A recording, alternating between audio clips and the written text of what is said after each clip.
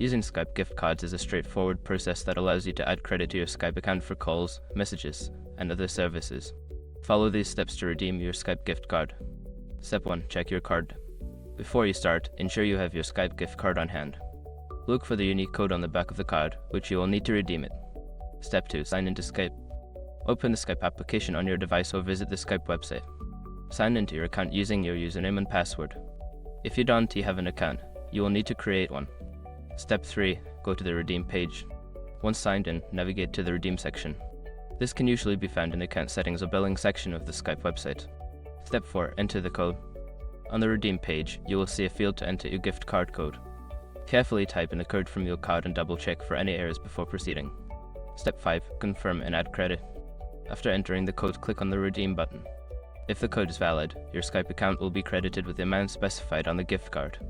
You will receive a confirmation message once the process is complete. Now you can enjoy using your Skype credit for calls and messages. Happy communicating!